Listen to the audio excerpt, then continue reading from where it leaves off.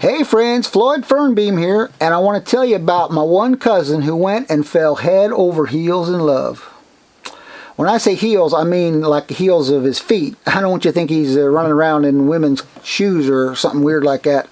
Anyhow, he got to the point where he was ready to propose to his girl, and they had been courting for 7 years, over half her life, and he decided it was time to pop the question. So he hatched a plan that he wanted to be real special and also a surprise to his girlfriend in the hopes that she'd say yes to this marriage proposal. And they was both real conservative, you know, politically speaking. They was just a perfect match that way, which these days is pretty important. So when President Trump come to town for a rally, my cousin thought, well, what better place and time to propose to my girl? Because they was both real excited, you know, to go to that Trump rally. So he planned it all out and cleared it with her family, and she didn't know nothing about it. And we all said, man, this is a great idea, because they're both real patriotic, you know, and we just knew she'd say yes.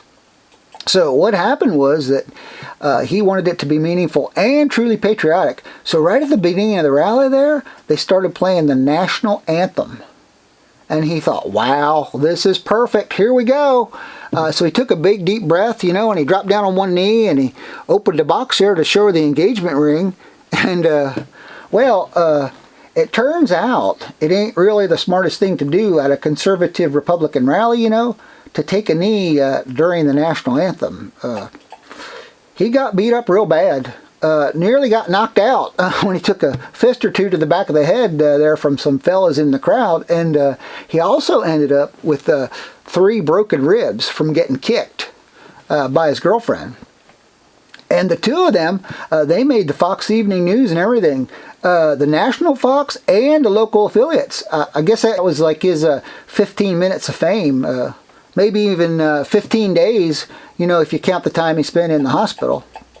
Anyhow, that was almost 5 years ago, and they ended up getting married, and they still together to this day.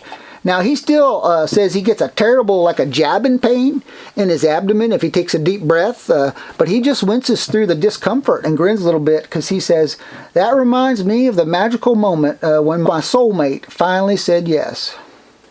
Well, I have rambled on long enough. Have a blessed day, and remember, you know, for your own well-being, try to keep politics out of your love life.